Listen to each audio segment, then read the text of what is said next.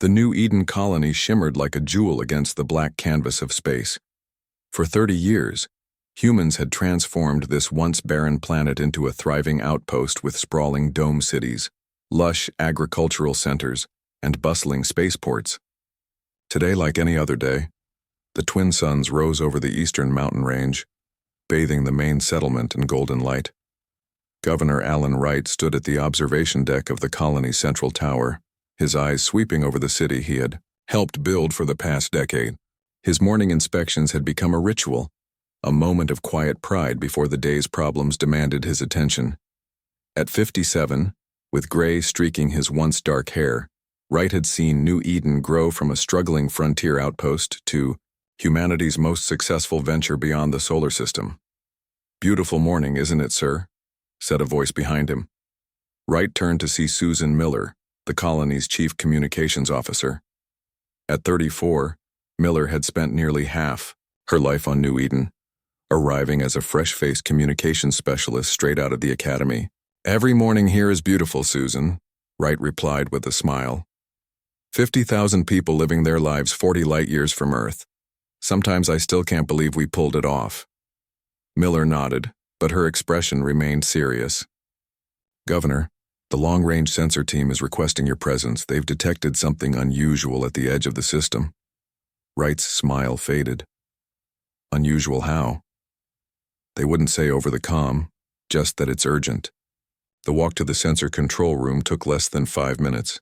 Inside, a team of technicians huddled around the main display. Defense Coordinator Peter Jones looked up as Wright entered, his face pale. "Sir, we've got multiple objects approaching." "From Sector 7, Jones said, pointing to the display. "They dropped out of faster-than-light travel 20 minutes ago and are moving toward us at sublight speed." Wright studied the screen. Dozens of red dots moved in perfect formation toward New Eden. "Pirates again?" Jones shook his head. "Not pirates. The energy signatures don't match anything in our database, and there are hundreds of them." Wright felt his mouth go dry. "Hundreds? The count is up to 312 ships now, sir, and still climbing." Wright had faced emergencies before. Resource shortages, disease outbreaks, even the occasional pirate raid.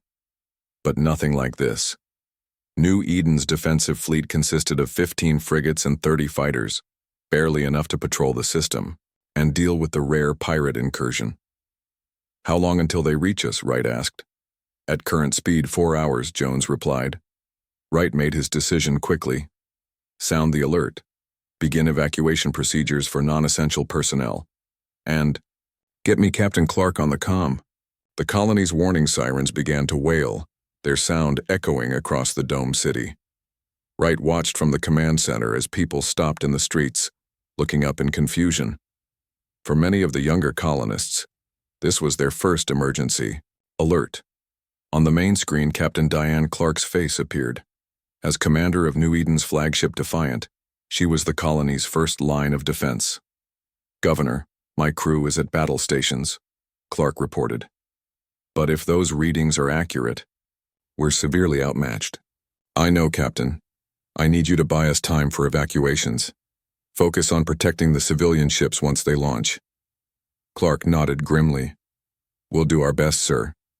As the minutes ticked by, the colony transformed. Streets that had been filled with daily life now swarmed with people moving toward evacuation centers. Security officers directed traffic, medical teams prepared emergency supplies, and engineers worked to boost power to the defensive shields. In orbit above New Eden, Captain Clark organized her small fleet into a defensive formation. The 15 frigates formed a protective screen, with fighter squadrons positioned to respond quickly to any breach. Susan Miller worked frantically at her communication station, sending repeated distress calls toward Earth and the nearest human colonies. "Any response?" Wright asked, looking over her shoulder. Miller shook her head. "Even if they receive our message, the nearest help is weeks away." She looked up at Wright, her eyes showing fear for the first time in years. "Sir, what are these things?" First contact was supposed to happen through diplomatic channels, not like this. Wright had no answer. Humanity had encountered no intelligent alien life in its exploration of nearby star systems. The possibility had always existed, but after decades of silence, many had begun to wonder if humans were alone in this part of the galaxy. "Time to intercept?" Wright asked, turning to Jones. 20 minutes, sir. They've accelerated." The command center fell silent as the main screen showed the approaching fleet. The alien ships looked almost organic, with flowing lines and crystalline structures unlike the utilitarian designs of human vessels. They moved with perfect coordination, adjusting their formation with unnerving precision. "They're broadcasting something," Miller said suddenly. "It's not on any standard frequency, but it's definitely a signal directed at us." "Can you decode it?" Wright asked. Miller's fingers flew over her console. "It doesn't match any language pattern in our database. It's just, I don't know how to describe it." The first shots were fired without warning. From the lead alien ships, beams of energy lanced out, striking two of the outermost human frigates. The ship's shields flared bright blue for a moment before collapsing completely. The hulls broke apart seconds later, debris scattering into the void. In the command center, the tactical display showed two friendly markers winking out. "Dear God," someone whispered. Captain Clark's voice came through tight with tension. Defiant to command. "The enemy weapons cut through our shields like they weren't even there. We're adjusting tactics, trying to cover the first evacuation shuttles, but we can't hold them for long." On the screens, Wright watched as the colony's brave defenders fought a losing battle. The Defiant led a desperate charge against one flank of the alien formation, trying to create a corridor for civilian ships to escape. 3 alien vessels were disabled in the attack, but the cost was high. 5 more human ships destroyed. The alien fleet began methodical bombardment of the colony's orbital infrastructure. The defense grid satellites went dark one by one. The atmospheric processors, crucial for maintaining New Eden's breathable air, took direct hits. "Governor, they're targeting life support systems," Jones reported, his voice hollow. "They know exactly where to hit us." Wright made the hardest decision of his life. Sound the final evacuation. "Everyone to emergency shelters or ships now!" But it was already too late. The remaining civilian ships attempting to flee were picked off one by one. The alien fleet surrounded the planet, cutting off all escape routes. Then the bombardment of the surface began. From the command center windows, Wright could see bright flashes on the horizon as the agricultural domes collapsed. The eastern residential sector went dark as its power core was hit. "Sir," Miller said, her voice breaking, "the atmospheric processors are failing.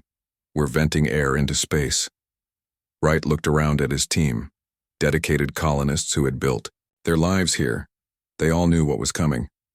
"Susan," he said quietly, "send one final message to Earth. Tell them what happened here.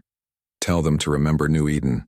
As the command center's emergency lights flickered and the air grew thin, Susan Miller sent humanity's last transmission from New Eden.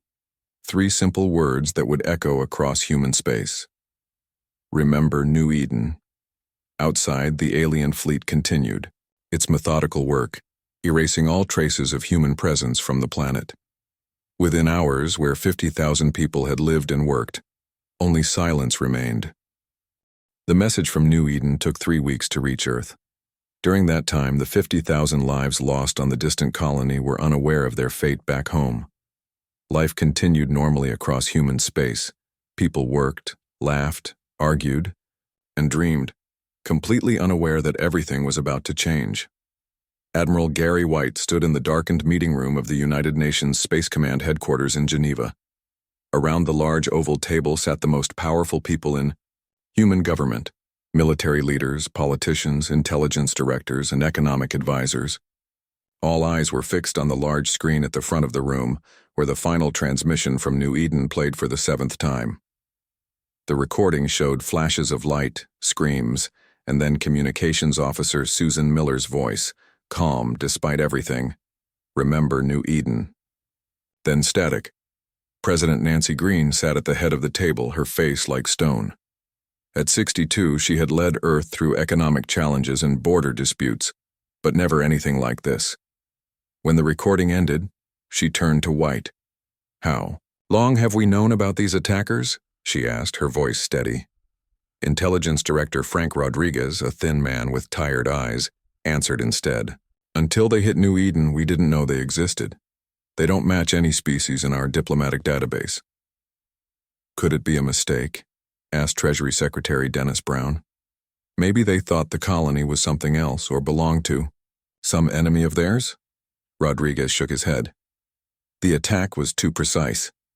They targeted life support systems first, then communication arrays. They knew exactly what they were doing and who they were doing it to. The room erupted into chaotic debate.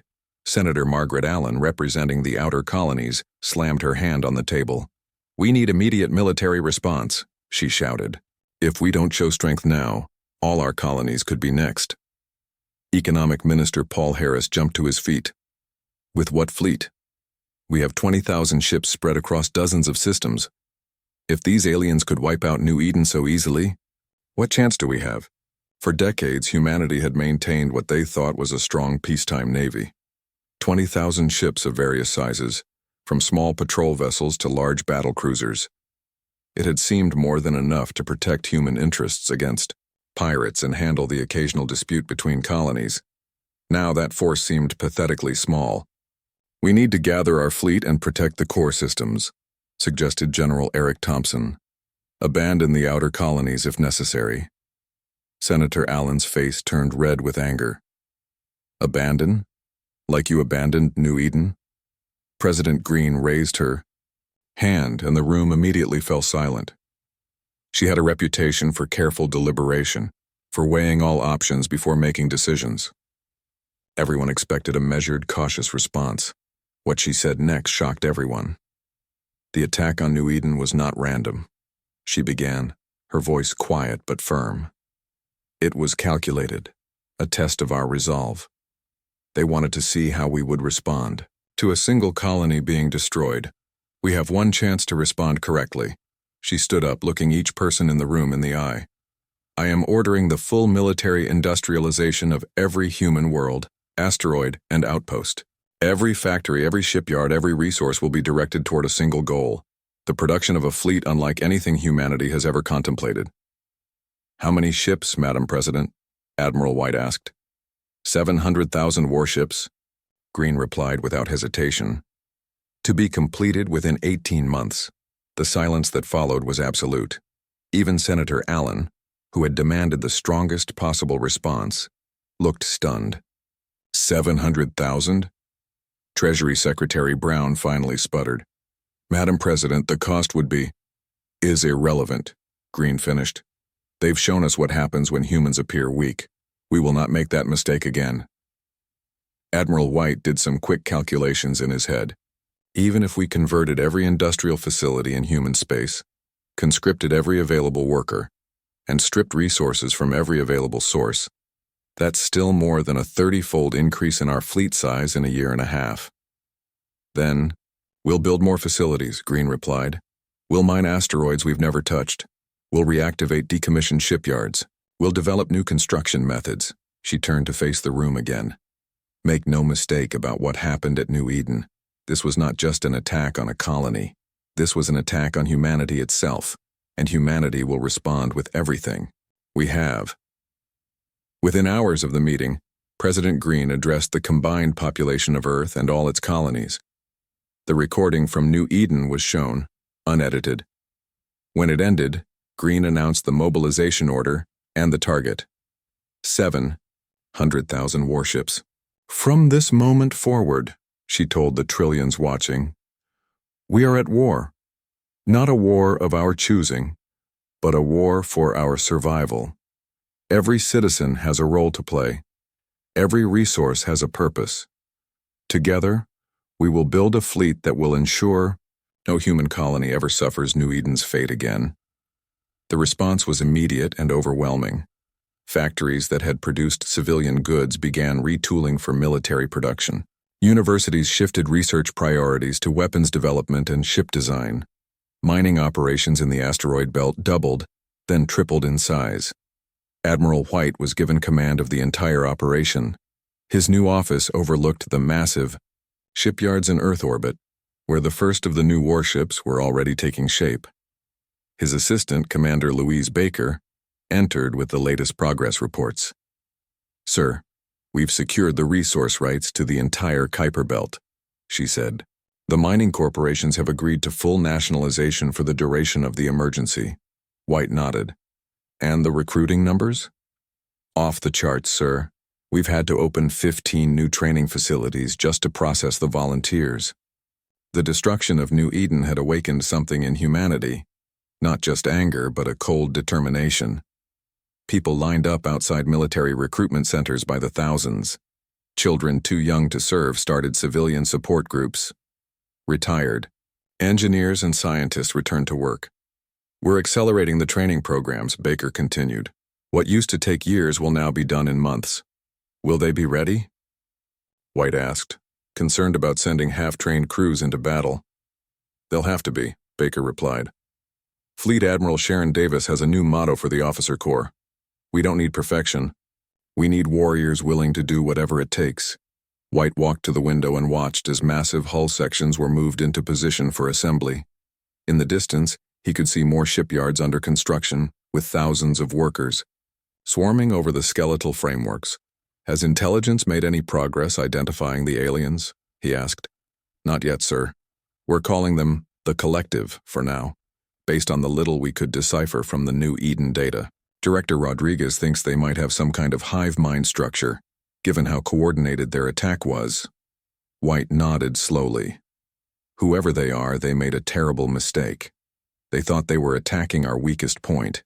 Instead, they woke a sleeping giant." He turned back to the reports on his desk. Production schedules, training timelines, resource allocations. The path ahead was clear. Humanity would build the largest fleet the galaxy had ever seen, and then they would hunt down those responsible for New Eden, and they would remember. Every single one of the 700,000 ships would carry the same message painted on its hull: "Remember New Eden." Engineer Kate Martinez wiped sweat from her forehead as she looked up at the massive warship taking shape above her. 6 months ago, this area had been Mars Colony Dome 16, a peaceful settlement where families lived and children played in the gardens. Now it was Shipyard Complex M7, one of hundreds of massive production facilities across the solar system. The ship suspended in the construction bay was the heavy destroyer Vengeance, nearly complete after just 4 months of round-the-clock work. At 700 meters long, with weapons that could melt through meter-thick armor, it was unlike anything humans had built before, and it was just one of thousands being made. "Martinez, we need you at Junction Point 4, called out her supervisor, through the comm system. Kate grabbed her tools and hurried across the catwalk. Everywhere she looked, workers swarmed like ants over different sections of the ship. Some installed weapon systems, others worked on the engines, and still more checked the thousands of systems that would keep the crew alive in the vacuum of space. Before the New Eden attack, Kate had designed living spaces for Mars colonists. Now she helped build weapons of war. The change should have bothered her more than it did, but each night when she fell into bed exhausted, she remembered the final transmission from New Eden. That made it easier to return to work the next morning. Similar scenes played out across the solar system. On the moons of Jupiter, massive factories produced ammunition day and night. The rings of Saturn, once tourist attractions, were now being harvested for raw materials. The asteroid belt had become a hive of mining operations. Even Earth's oceans housed underwater assembly plants for smaller attack craft.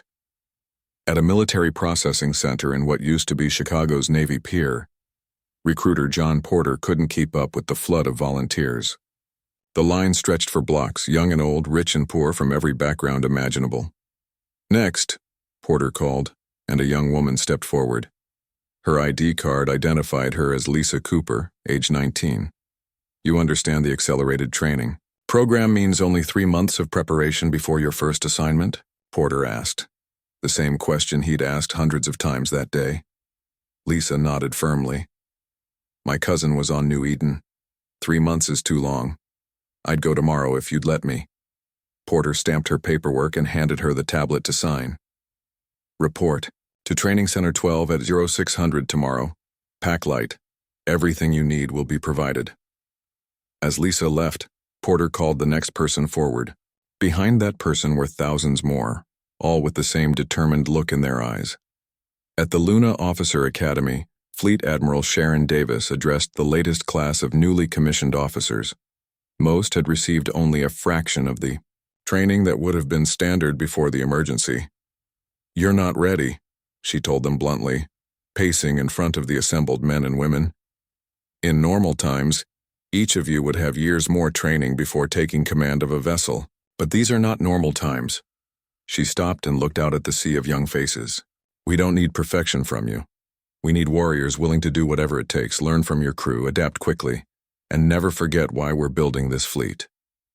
The new officers responded with a single phrase that had become the unofficial motto of the entire military: "Remember New Eden." In a heavily guarded research facility built into the side of a mountain in what used to be Colorado, scientist Henry Taylor worked with his team to perfect a new weapon system. The laboratory operated at all hours, with scientists and engineers working in shifts to ensure progress never stopped.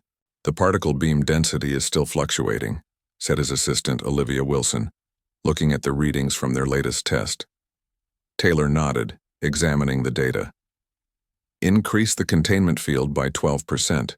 If we can stabilize the beam, we can double its effective range." The weapon they were developing, the Nova-class particle cannon, was designed to be mounted on the largest of the new warships. Based on analysis of the New Eden attack, the team had determined that the alien shields operated on a frequency that could be disrupted by a properly calibrated particle beam. In theory, a single shot could vaporize a ship twice its size. In practice, they were still working out the problems. "Do you think this will be enough?" Olivia asked quietly as they prepared for another test. "Even with 700,000 ships?" Taylor looked up from his work. "It has to be. We won't get a second chance." At another facility on the far side of the moon, engineer William Scott and his team put the finishing touches on the Thanatos missile system. Unlike traditional missiles that relied on explosive force, these were designed to penetrate alien shields based on the frequencies observed during the New Eden attack. "The targeting system is complete," Scott told Admiral White during his inspection visit. "Each missile can track up to 50 different targets simultaneously and adjust its trajectory to hit the most vulnerable points." White nodded approvingly. "How many can be deployed per ship?" "The smaller vessels can carry 24. The larger ones up to 168, and they can be fired in waves or all at once." White looked at the sleek missile prototype on display. "Will they work against the alien shields?" Scott smiled grimly. "They won't just work, Admiral. They'll tear right through them." 12 months after President Green's order, the first 300,000 ships were complete, already 15 times the size of humanity's previous fleet. 4 months later, the count had reached 600,000. The achievement defied all previous notions of what was industrially possible. The final ship, the supercarrier Earth's Promise, rolled out of the lunar shipyards exactly 18 months after the order was given. At 3 kilometers long, with hangar space for over 1,000 fighter craft and enough firepower to reduce a small moon to rubble, it was the flagship of humanity's new armada.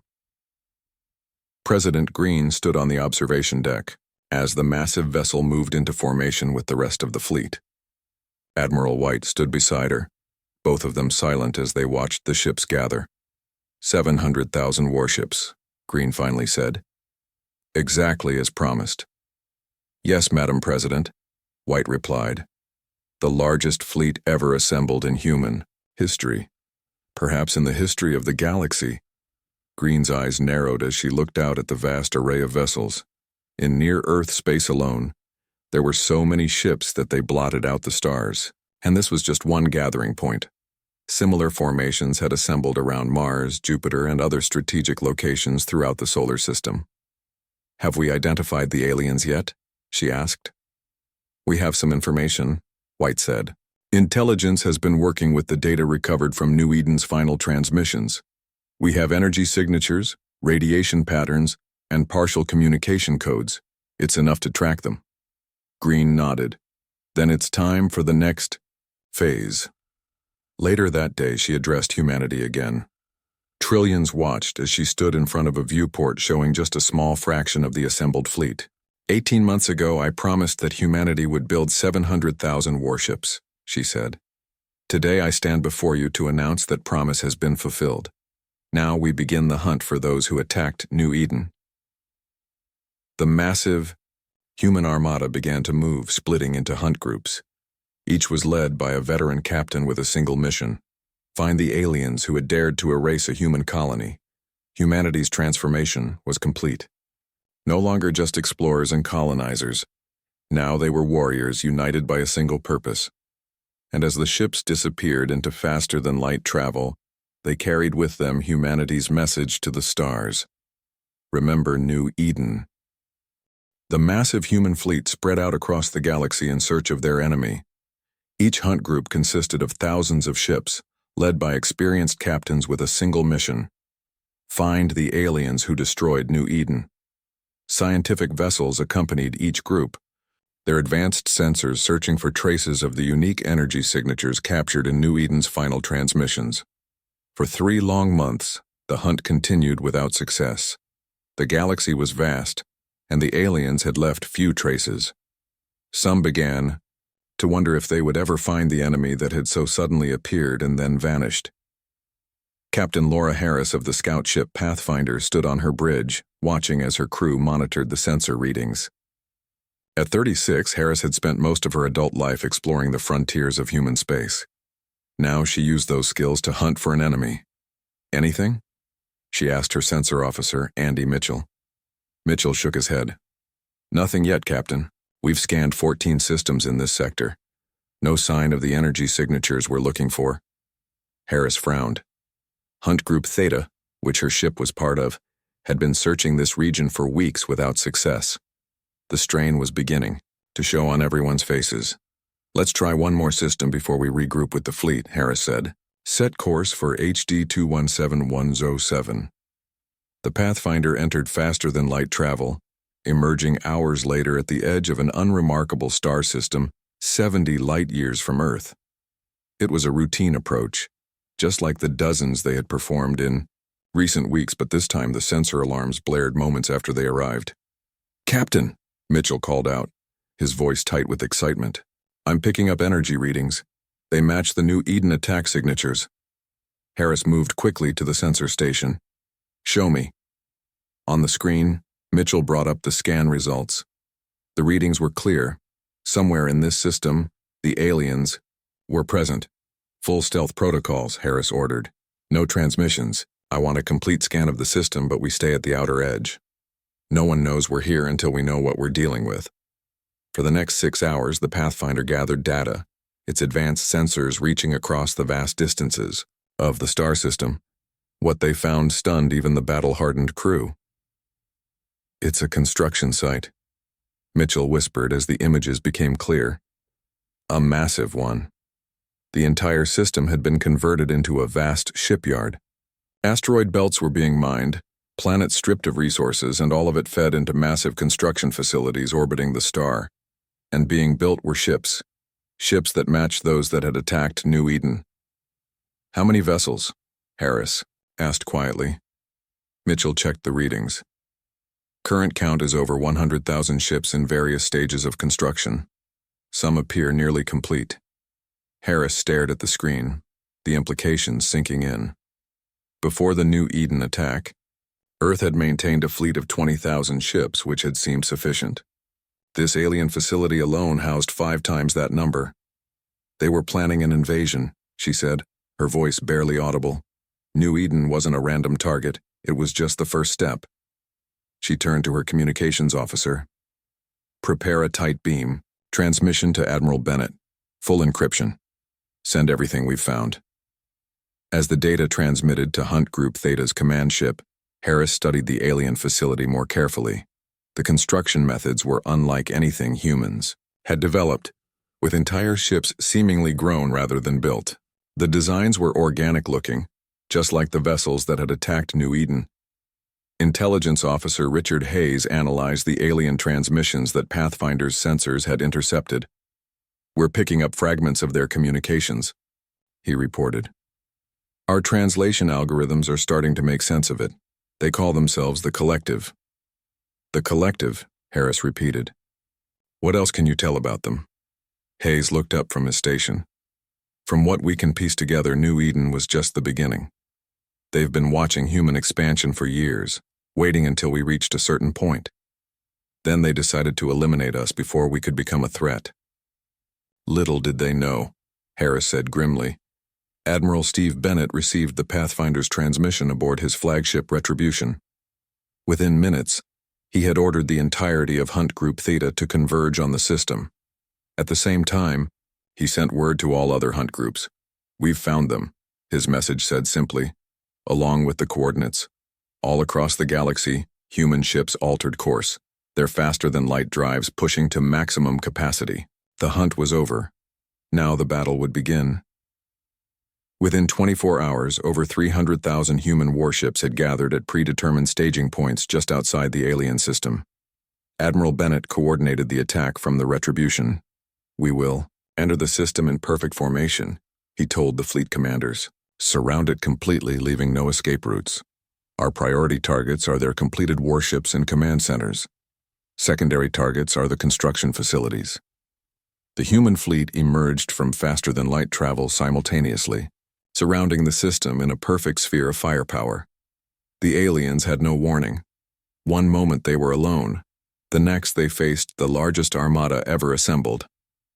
Admiral Bennett opened a communication channel, broadcasting on the frequencies the aliens used. This is Admiral Steve Bennett of the United Earth Fleet, he said, his voice calm and measured. You erased one of our colonies. Remember New Eden? The aliens responded with immediate hostility. Their completed ships moved to defensive positions, energy weapons charging. But they had never expected to face an enemy of this size. Where they had 100,000 ships in various states of completion, humanity had brought 7 times that number, all fully armed and crewed. The battle began with a simultaneous attack from all vectors. The new Nova-class particle cannons fired for the first time in actual combat, their beams cutting through alien shields that had so easily repelled New Eden's defenses. The Thanatos missiles performed exactly as designed, penetrating deep into the alien vessels before detonating. Still, the aliens fought with remarkable coordination and skill. Their energy weapons caused significant damage to the human ships they hit. But for every human vessel disabled, dozens of alien ships were destroyed.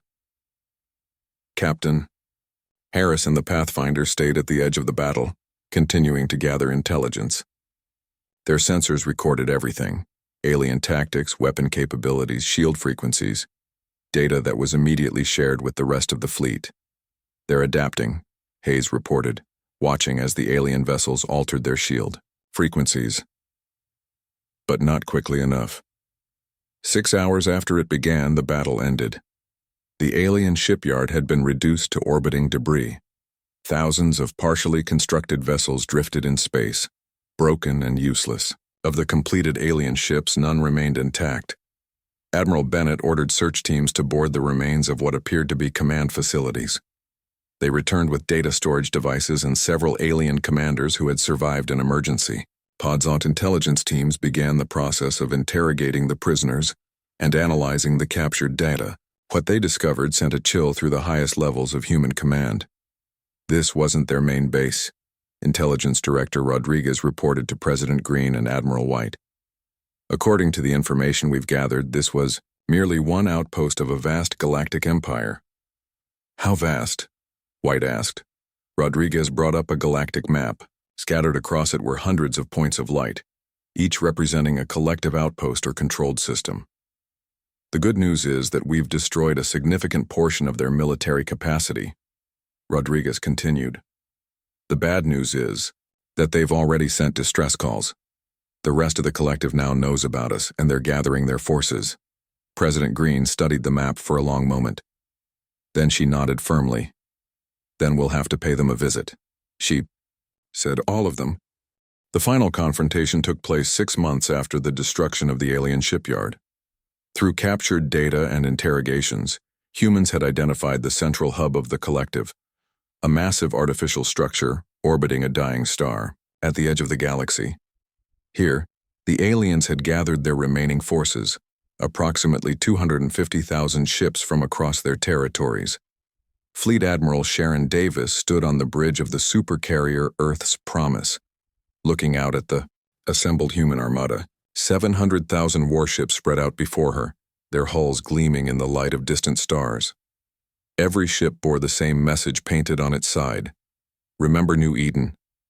"All fleet commanders report ready, Admiral," said her executive officer, Commander Joe Phillips. Davis nodded.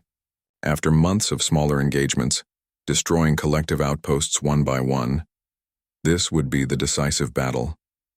Intelligence suggested that the highest leadership of the alien civilization awaited them at this final stronghold. "Open a channel." "To all ships," Davis ordered. When the communication system indicated she was connected to every vessel in the fleet, Davis spoke clearly and firmly. "This is Fleet Admiral Davis. In a few minutes we will jump to the collective's central hub. Intelligence tells us they have gathered their remaining forces there, approximately 250,000 ships." She paused, looking around at her bridge crew. "They believe this will be enough to stop us. They are wrong. What happens here today will determine humanity's place in the galaxy for generations to come. The collective erased one of our colonies, thinking we would be too weak to respond. Today, we show them the true strength of humanity." Davis closed the channel and turned to her navigation officer. "Prepare for jump. All ships to battle formation Alpha." The human fleet vanished into faster-than-light travel, reappearing moments later in perfect formation around the collective's central hub.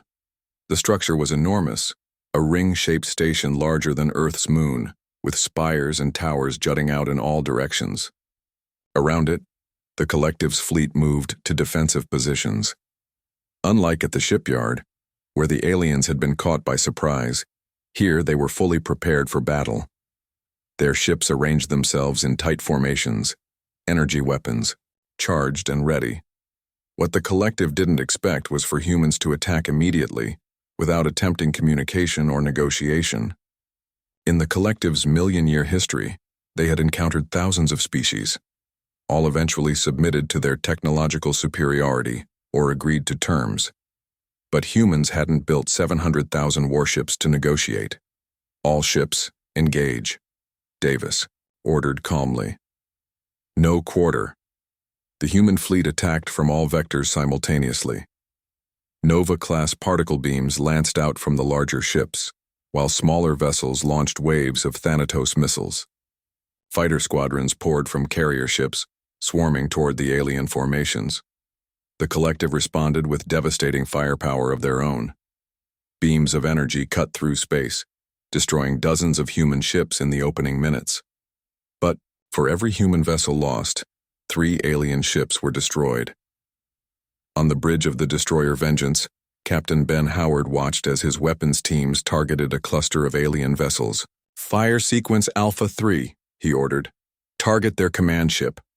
The Vengeance's main guns fired in perfect sequence, the energy beams striking the alien vessel's shields. For a moment, the shields held, glowing brightly against the blackness of space. Then they collapsed and the next volley tore the ship apart. "Captain," called out his sensor officer, "they're adapting their shield frequencies." Howard nodded. This had happened in previous engagements. The collective's ships could adjust their defenses based on the attacks they faced. It was why New Eden had fallen so quickly, but this time humans were prepared. "Implement frequency rotation," Howard ordered. Just like we practiced, across the human fleet, weapons systems automatically adjusted, changing frequencies faster than the aliens could adapt. It was one of many tactics developed specifically for this enemy, based on data gathered in previous encounters. The battle raged for hours. The space around the collective's hub became filled with debris and energy discharges. Inside the Earth's Promise, Admiral Davis received constant updates from across the battlefield. "Northern Quadrant secured," reported Commander Phillips. "Eastern Quadrant reporting heavy resistance." Davis studied the tactical display. The human fleet was prevailing overall, but certain areas were still hotly contested. Redirect battle. Groups 7 and 12 to the eastern quadrant, she ordered. I want that area secured within the hour. As the battle progressed, the collective's coordination began to falter. Their ships, though individually more advanced than human vessels, couldn't match the sheer numbers and tactical flexibility of the human fleet. When their energy shields failed, they discovered that humans had developed weapons specifically designed to penetrate their armor. Communications specialist Betty Johnson monitored the alien transmissions, her translation algorithms, decoding their messages in real time. "Admiral," she called out, "I'm picking up a transmission from what appears to be their central command. They're asking why we haven't responded to their communication attempts." Davis raised an eyebrow. "They want to talk now? After they destroyed New Eden without warning?" Johnson continued listening. They say they expected us to request terms of surrender or negotiation. Apparently, that's what all species do when confronted with their technological superiority. "Patch me through to their command," Davis ordered. "Let's give them an answer."